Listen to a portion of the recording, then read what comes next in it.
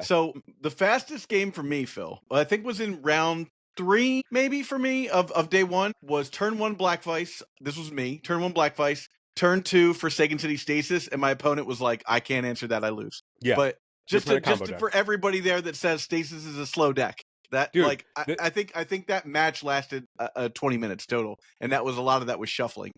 The We were number just talking and shuffling. EternalDurdles.com is the home for Magic the Gathering written content. If you want to write an article for EternalDurdles.com, reach out to @ForceOfPhil on all social media or Discord. You can support the show on Patreon at patreon.com/EternalDurdles. As part of your membership, you'll get access to an additional 15-minute audio episode every week and ad-free listening on all episodes. That's patreon.com/EternalDurdles. What it do? So was LobsterCon like the best event we've probably ever been to? LobsterCon's the best event of the year every year, my guy. Yeah, I mean, say what you will about the state of modern Magic and the monetization of the game and how every con is a cash grab and all that stuff. But like honestly, like I felt like I did when I was like a teenager going to like Grand Prix. Like this was an event where like I felt like I was hanging out with a bunch of people that like were super into the game and felt as enthusiastic about the game in the state that we played it as we did. Almost nobody, like anytime I go to just a legacy event, even, like there's a constant talk about like how the format can be improved or like ban this or ban that. I didn't hear any of that chatter. It was all about how great is this? How much fun is this format? What are you playing? Yo, sick deck pick. Yo, I love the treatment you have on that. That's a cool piece of tech in your deck. Like it was good vibes Magic the entire weekend. Yeah, it's really strange to be in a format where there are very clear power outliers, right? Like survival of the fittest, clear power outliers. Phyrexian Dreadnought, power outlier. But like the power outliers that exist within the format, like Tinker is legal and nobody like there was a Tinker deck and it's cool, but like it's not like in Vintage, if it's Tinker for Bolas' Citadel. That's it. That's all it is, and the game's over on the spot. Whereas like yes, the like Tinker Gamer is in pre-modern is also like, putting a Phyrexian Devourer into play and trying to, storm off and combo kill. But like the way to navigate to get there is just so much more appealing, and in a lot of ways where like if you just hit this, power outlier, it doesn't necessarily mean game over, in a way where it's like you might have time to like actually pivot around it and play against it. Or like, I saw people like Replenish was put into play. Like Replenish is a power outlier. Dude cast Replenish. Replenish didn't have the Opal Essence with it. So dude lost all of his creatures and all of his lands. And then the game continued. Yep. And then just keep going. Just keep going. It was like, but it was like, it's like, the rare times where, you survive the Emrakul hit off a sneak attack and can rebuild. It's like, but like gone are those days, Yeah. So Phil, let's talk about what you played. Dude, I played a variation of Parfait, which is the old land tax scroll rack deck. Obviously, land tax is banned. Land tax is banned, and I've been trying to recreate Parfait ever since. And there's a couple of players out there that also are the diehards like I am. I don't know what it says about my identity that I like have to try and recreate something that I loved before it got banned. But I never actually got to play legitimate Parfait. It was banned. Land tax was banned before I ever got to try it. But then I tried playing it in Legacy. I tried building a version of Parfait in Legacy and what that was like, just to get a sense of the play patterns. Obviously, too slow, not good enough for Legacy. But it was so fun that I was like, oh, okay, well, I definitely want to continue trying to do this in pre-modern. And you and the group got a whole load of that, me testing out like the absolute worst kind of chafe to solve like specific problems. Still not figuring out my win condition. Whatever. Who cares about winning the game in pre-modern? You're just like trying to do the thing. It's awesome. Can't recommend highly enough. I already have a build that I'm very excited to test to bring to Sacred Torch Showdown in July, which we had Phil Wynn on a previous episode to talk about Sacred Torch. That's the next big pre-modern event worth like testing for and being like, this is the next big event with clout. I'm so hyped for that. So I played Parfait. I didn't do very well, but like learned so much. That was the part that was so enjoyable about the event. Every single loss I took, I feel like I know why. Like, yeah, it was solvable, right? It was solvable. Like, it wasn't just like I lost to variance or I lost to like the most broken possible thing on turn one. It didn't feel like there was like, oh, the person just played this and then therefore the game ended. Even like, it's like when I play like for Legacy right now, it's like, okay, the player goes turn 2 Beanstalk, I force, they force back, resolves, they draw a card, the game is over. Like that's it. Like the game is done. And like it sucks. Like it sucks to have like that kind of thing exist. Where it's like in pre-modern, it's like they can do like the powerful thing, but it doesn't mean that the game is over. There's just so much play and nuance, and I feel like every like when you play against something like that, where it's like, oh yeah, turn 2 Beanstalk, force, and the game's over. Like, okay, there's nothing to learn other than like, okay, I need to have double protection in my hand every game, so I have to increase my blue count, and redundancy in my deck just has to be more whatever. And it's like, okay, I mean that's not interesting. It's just like what it has to be. Whereas like in pre-modern, in the side event that we played on Friday before the main event, every round I ran into the same problem, solvable problem.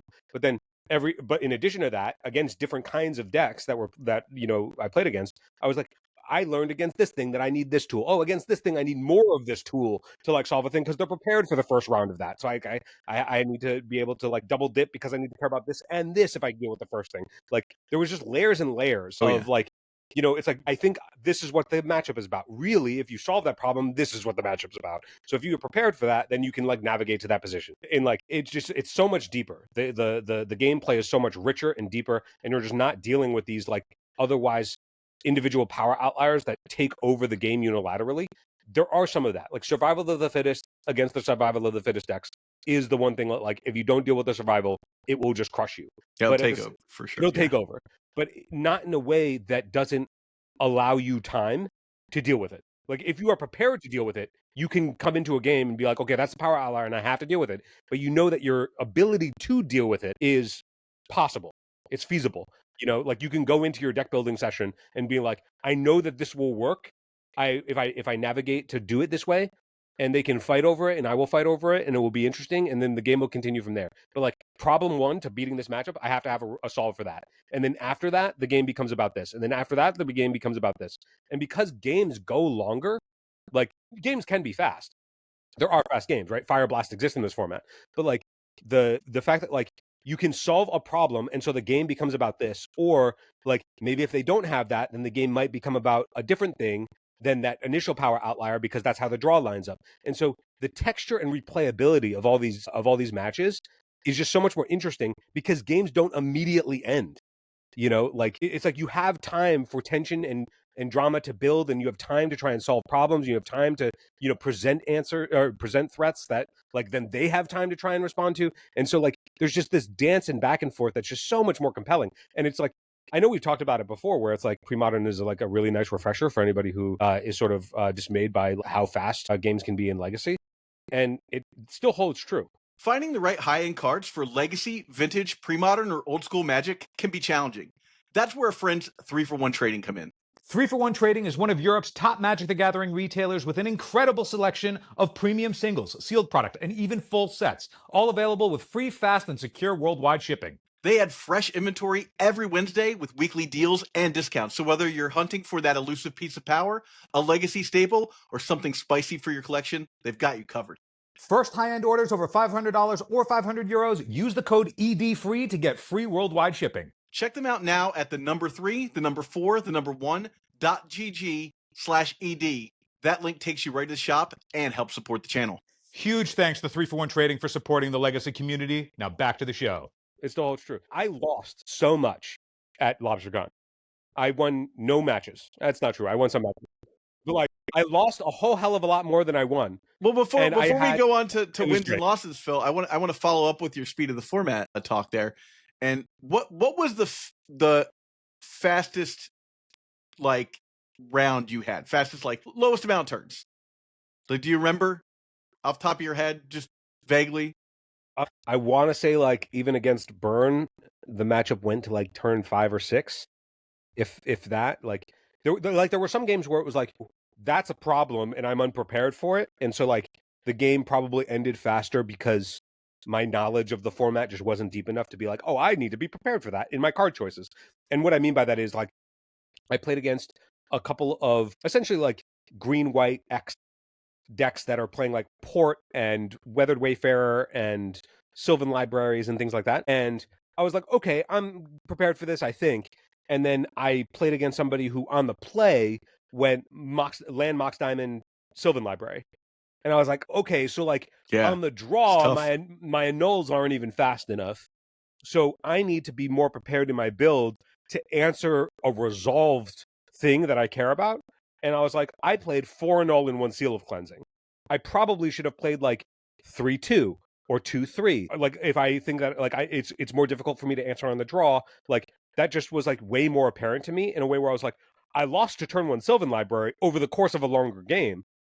Partially also because I'm playing a Source to Plowshares deck, and so me Source to Plowing their Terravore just give them infinite cards. Yeah. But Also, at the same time, I was like, okay, yeah, I lost to that Sylvan Library, but I lost to it also because in my build, I only had one way to remove it if it resolved. I had 4 Counterspell and 4 Annul, and it's like, if I have a turn to like, fight over it on the stack, it's never resolving.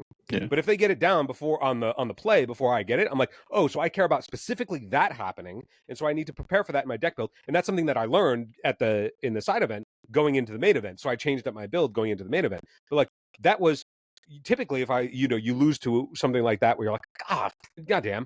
But that's because there's no force of will in the format, right? Yeah. So like you have The to best think case about this. scenario is you pitch a foil, a land, and another card, and you're like, wow, that felt bad, but at least you're not drawing 6 cards the next couple of turns. Yeah. But it's also like, let's say you go like they play a Sylvan Library on turn 1, and then over the they immediately pay 8.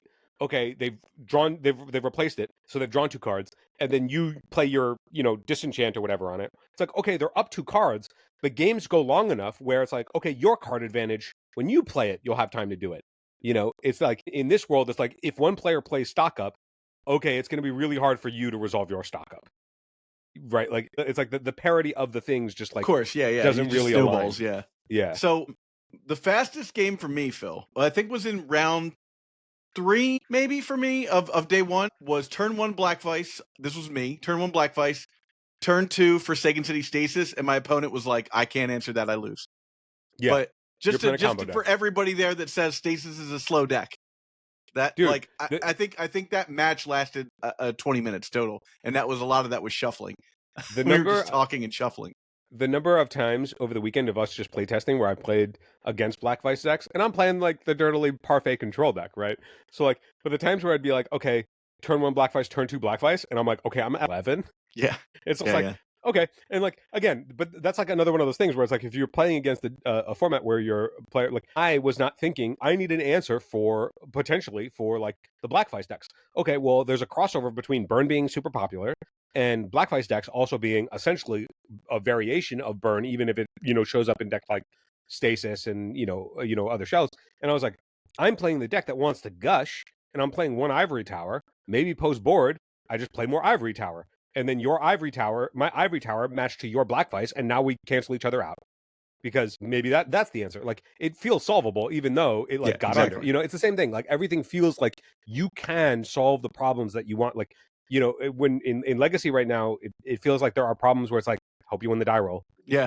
I hope you win the die roll, or I hope something changes by June, right? Like you're just like, yeah, in a lot of ways. And like, it's like it's not entirely that, but like there's it's just so much more weight on that.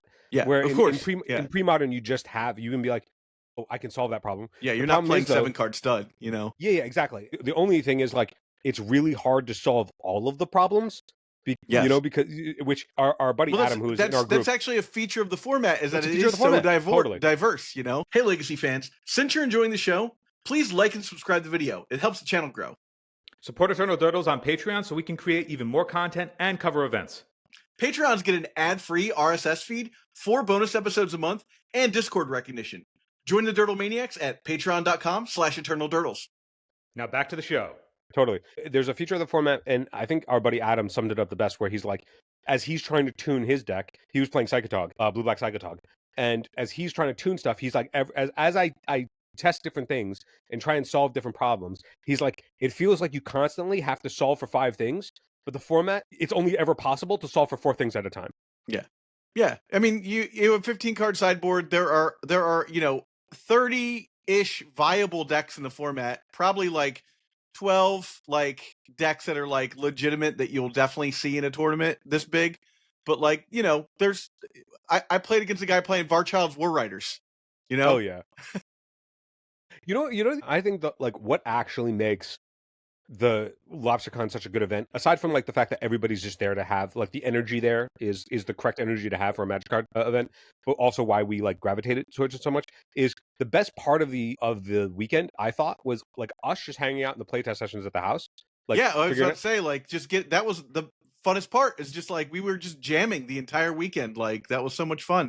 but it was a throwback where it was like not only can you like you jam to do the thing that like it's like it feels like you can jam trying to solve the problems while doing the thing that you want to do. You You know, know, the it, vibe. it doesn't feel like Go on. in I was to say just like in Legacy right now, it's like if you want to play a certain kind of deck, well, sometimes there's just going to be decks that your deck has been power crept out. Like, oh, are you the Stoneblade guy? Good luck. You know, you like your power crept out for the most part. So it's like if you wanted to play Stoneblade and make updates to Stoneblade, well, you kind of just have to like assume that you're voluntarily handicapping yourself pretty significantly until you cut that chafe and play the power outliers that now have been pushed, and that's where we are. Whereas like if you wanted to do a certain type of gameplay and style in pre-modern, the games are such that if you want to solve problems, you can solve problems within the archetype that you enjoy. And so you can play what you enjoy and be competitive. Well, that was what felt cool about it. Is like it very much reminded me of like the night before a tournament at like my buddy's house in the '90s in his basement, and we were like everyone brings all their cards, and you're like play testing, and you're like, okay, I think I've got my build together. Does anybody have this, right? And you know, like in our limited card pool of cards that we owned, we were like, okay, like we're gonna solve for this, and then like you know, luckily now you can, instead of like pulling out like deep magic and looking at every magic card in text, right? You can type in, you know, to Scryfall or whatever, to Moxfield, like what cards are and find them. But it felt like that. It gave me that vibe of like we're all trying to solve this problem sort of together, but we're also like playtesting and everyone's kind of working together. And like we stayed at a place, we had 6 people, so it was great because you know sometimes you could just take a minute up to yourself and be like, I'm just gonna chill for a bit, right? But for the most part, we were playing Magic for like 48 hours, you know, like over the course of the weekend, you know. So it just felt like a lot of fun to get to see everybody too, like getting to play Magic with your friends, and then like going to an event with like 4 or 5 friends, right? And then in between rounds, you're just like, hey, how you doing? And then other people are coming up to you that you know in that community and are like, oh, how's it going or whatever, you know? Oh, you know, like, and even that happens to us a little bit because we are content creators, but like it happens to everybody in pre-modern because everyone kind of knows everybody from like the Facebook groups and the Discords and stuff like that. And it was cool because like I met like a bunch of people from Philly that I didn't even know play pre-modern. They play pre-modern at the same place that I play Legacy at. So it was cool to be like, oh, cool, there's another community here, you know. And that's the thing I really want to push on this episode is like the idea that like it's not just a format; it is a community, you know. Yeah. And like I think that part of that is the format itself, I feel like lends itself to that because it is really, really tough to like feel like the part of it that the game essentially, like pre-modern as the format, it doesn't get in the way of enjoying the game. Right. So like everything, all of the wonderful aspects about Magic and why we enjoy it in the first place, pre-modern as a format, for the most part, my experience is like you can lose all day and still have the best time because you're learning something and people are being like, oh yeah, like this is how I navigate this thing in ways that are like actually useful and fruitful and like nuanced and interesting and like applicable to like changing your deck building. And it feels like, oh, the puzzle just continues. The fun part of the game is like, okay, we sat at the table and we tested our stuff that we were planning for. Did that work? Did it not work? And it just seems like even though the pool is limited or is fixed, that like there's still constantly new stuff to potentially try or new ways to solve your problems. And that itself means that like when you lose, it doesn't feel like the game, like I never felt sour on the game. There wasn't Yeah. any card that like stripped the enjoyment of the weekend away. Where like when you play right now, like when I play Legacy right now sometimes, and there's just like the stuff, the power outliers that WotC has refused to you know, essentially go after or like go on. It's like they just sort of like strip the like it's like I just don't feel like I want to be here anymore. Like I don't want to play this anymore. Like I'm not enjoying this. Like why would I just not do something else?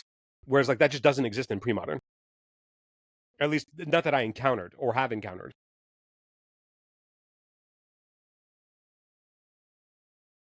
Eternal Durdles is proud to be sponsored by Moxfield.com. Moxfield is the best deck building website on the internet. You can find all of my and Phil's decks in links below, including And it's like decks it from this was a episode. really And if you nice do, refresher. you'll be And directly it's like, supporting the I channel. don't know, like you became a full-on blue control mage again. Yeah. You went stasis into Tide. Do we save We're it? not going to go do... through. We're definitely. I know personally, I will do like sort of a talking head video going over the whole tournament of what I did, because I feel like that might be fun and interesting, and it's certainly a something I think a lot of people were interested in to see how I would do with stasis. So I will like kind of go over each match and talk about like what I learned from the deck, and there was a lot there to learn. But I think what I really enjoyed was playing the deck, and then people would come over and they'd watch, and then they'd be like, whoa, this is totally different than what I thought was going on. There was a point where a judge came over after there was a 7-card pileup on the stack, right? And it ended in my opponent winning the match. But the judge was like, guys, stop. I need to take a photo of this. Yeah.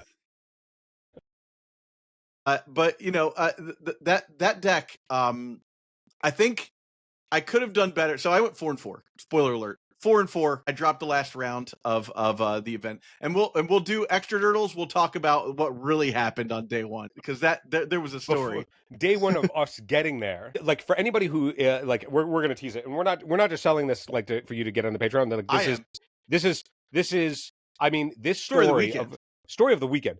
What happened to us the day that we got there, without a doubt, changes this event from like being awesome and cool to being absolutely fucking legendary. Yeah, this is the most. Yeah. So getting to play stasis and put, I went 4-4.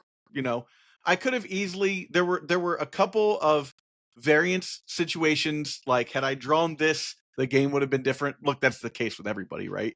But I positioned myself really well to do very good with the deck, and I fought hard for my losses, but my wins just felt like butter. Like when I won, I was just like, it's over, right? Like, and we played. I played Adam, that we traveled with Adam, and in the last round, I played against him, and I was discussing the matchup. He was on Psychotog the day before and saying like, Psychotog is a tough matchup, but I've navigated it before. My deck is all air and spells, like all air and counter spells. And all I have to do is have a Chain of Vapor in my hand and like 3 or 4 counter spells when you go to do your thing. And I'm going to win that interaction if you're trying to kill me. And lo and behold, the very last play of the last game of day one was Adam coming into attack. And I actually had 3 Chain of Vapors, and that was enough to get there. But, that matchup was one that I had tested a little bit with Phil at MagicCon. And then I just put some thought into to like what you need to do.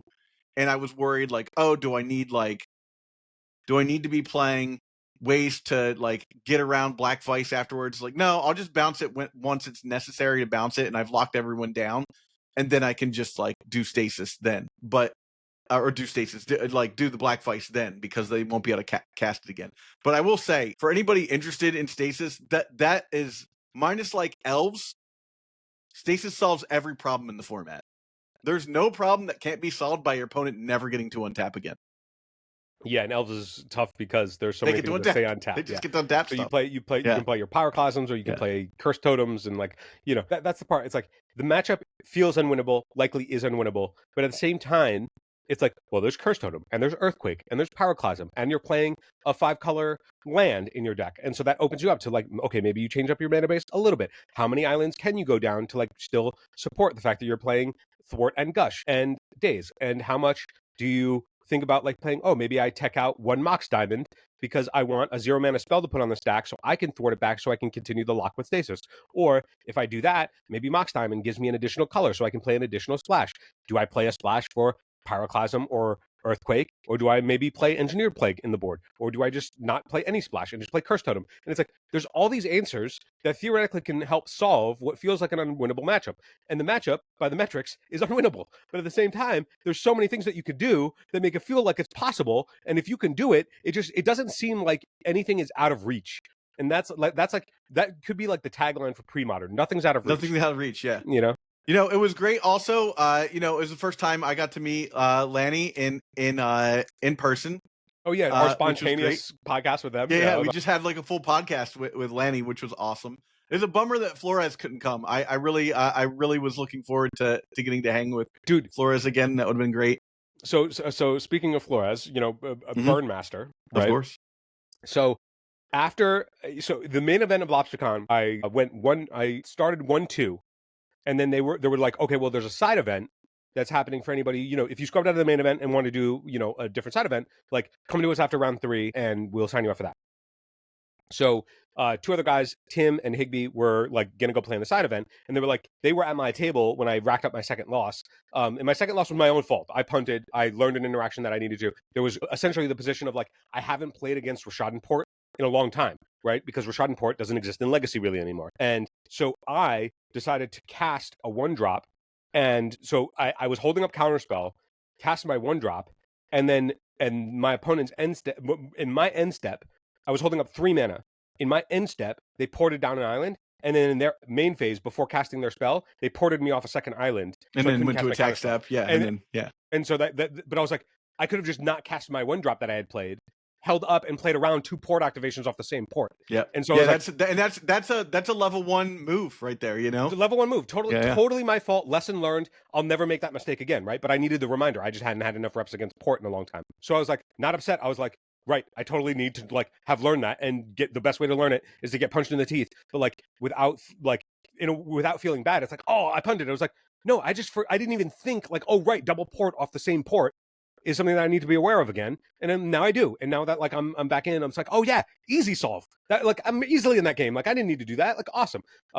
But like they were like, hey man, we're gonna play in the side event. And I was like, I don't know, like I've learned so much over the course of the last 2 days of like changes that I want to make, and I don't have the cards on me to like make those changes. So I don't want to like, go into a new event with the same deck, knowing that I want to like solve these problems. And like the problems of like, I was playing 4-0-1 Seal of Cleansing. And I was like, I need to change up these numbers because I want to have more Seal of Cleansing for the things that have resolved. And it's like, I don't want to walk into an event when I know that this is a thing that I want to correct. You're rocking suboptimal build. Yeah. And it's like, but I already know the change that I'm going to make. So if I learn that I need to make that change again, I'm going to like, I already knew this. So they were like, all right, man, well, like we have all these other decks on this. Do you want to like just jam something else? And I was like, okay, well, what do we got? And then Higby was like, man, you want to just rock burn? And I was like, never in my life, dude. Never in my life. And they were like, dude, you're here, man. Just like try something different. Try something new. Like you already know the changes you want to make, and that's already done. So like, come in and have fun. And I was like, and then Zach is right. You were right there. And I was like, you know what? Yeah, screw it. Burn, bro. Let's go. Battery acid beatdown, like Pat Sullivan said. I'm in. Let's go. I'm gonna try it. I'm gonna cast a fucking Jackal Pup and see what happens. Everybody, like, I'm gonna see what all the hype is about, and people casting like Fire Blast. So we get together. He hands me burn. We go sit down in the thing. I get paired into a burn mirror in round 1, and it came literally like the actual match came down to they drew Fire Blast and I didn't. And then but like also while it's happening, I'm like the second that the match happened, right after it was over, I was like, the thing I learned was, I remember why I never ever want to cast. Hard to play around your burn opponent on burn. Yeah. So we went into the side event. I played burn. I'm like gung ho. I'm like, hell yeah. Curse scroll as the end game. I'm gonna burn everyone out. I'm taking this shit down with something that nobody would expect. Let's go. I got it in a box that's labeled stacks. I'm gonna pivot on people. They're gonna think, oh man, I gotta be prepared for fucking Tangle Wire, and then I'm just gonna fucking Jackal Pup them. And then lose to a single Fire Blast to my no Fire Blast. I take the deck back over to Higby, who's still playing his match. I set it down and I go, never again. And he starts laughing. I walk away. We all had a great time. Yep. Yeah, it was cool to see, like, Higby went from, what was he playing on the first day? Do you remember? He was playing, like, sort of like a land, just mono red, like, you don't get to play lands. Oh, yeah, Sulfatora and Turf Wound. Yeah. So you, Anka Mishra, Black Vice, you don't get to play a land, I draw a card spells. And then some like, Stone Rains and Pillages and stuff. Yeah, it was essentially like trying to make, like, if you took Panza and just like if Made it as Panza rude and, as possible. yeah, if like Panza and Burn sort of like had offspring, it's Yeah. you know, It yeah. would be this, yeah. This was a brew of his. So then in day 2, he switched up to Big Red Phoenix, and I don't think he did great with it, but it was a different and very fun deck. Zach, you know what he does? So when we were testing for Pre-Modern, I played a little bit of Big Red Phoenix against you. I remember. Do you remember the thing that I told you? Put in more Thawing Glaciers. Hell yeah, Thawing Glacier's best card in the deck.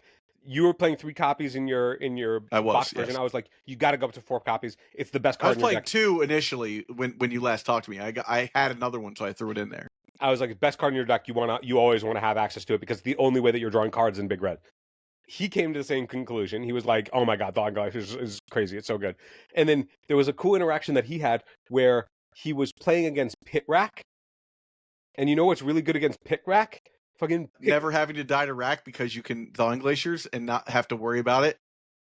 Hell yeah. Of course. Hell yeah. Of course. Never thought about that interaction before. Yeah. The same thing he was playing. That was a widely used interaction when Thawing Glaciers was a tier 1 strategy, because rack was black discard was a deck. I wonder if the Pit Rack player thought that they were going to lose to Hammer of Bogarden. Nope, probably in not. that event. Definitely didn't think What's it. But great- guess what, Pit Rack player? What's great about that era too is like the decks were so basic. It was like white creatures, discard.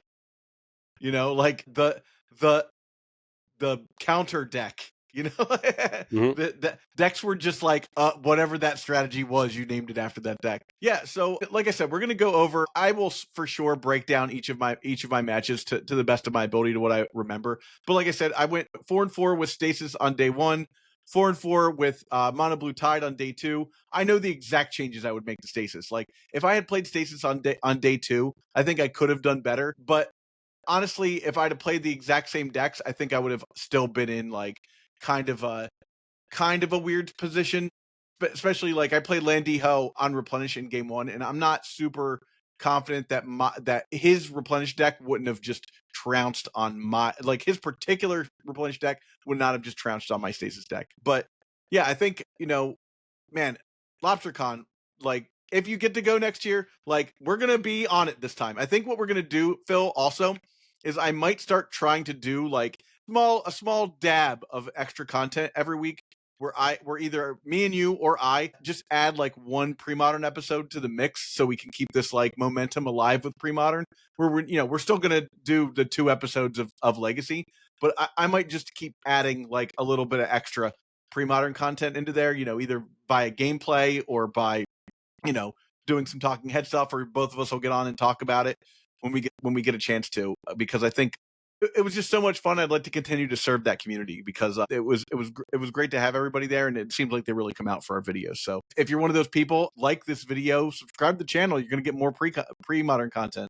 Similarly, if there's anybody who wants to write about pre-modern, hell yeah, happy to publish anything regarding that format on EternalDurtles.com. EternalDurtles.com, yeah. Find like, Force of Phil anywhere. We have one article that's essentially like sort of like the primer, like who, if you want to learn about anything about pre-modern. But if there's anybody who is Corner a pre-modern reports, player, you name it, yeah, anything. Yeah, like if you were at LobsterCon and you watch our stuff and are like, oh, I would love to write a tournament report for my thing, or like talk about my experience that was there. At LobsterCon and don't watch our stuff somehow, and you know about it. Go right, ahead. Yeah, exactly. Yeah. Like literally anything. Like happy to build. Like you write the article, I'll edit it to make sure that it's like readable. You don't have to worry about like, oh, am I a good writer or not? Like I got you, fam. As like if you would just like give me the bones of like what you want to write, I will make sure that it is article ready to be published at large. And I would love to host you guys on EternalDurtles.com. All right. Well, thank you all for watching. Do all the button mashing you can, and button mashing fam. We'll catch you on the next one. Hey, if you enjoyed this episode, hit the subscribe button. It grows the legacy content ecosystem we all love by relaying to the platform that you are part of our passionate community. And to go even further, click the links for subscription or to support directly via Patreon to help us create more content for you. Patreon supporters get 4 exclusive extra episodes per month. If you're listening on an audio platform, head over to patreon.com/EternalDurtles. Thanks so much for your support. We'll see you in the next one.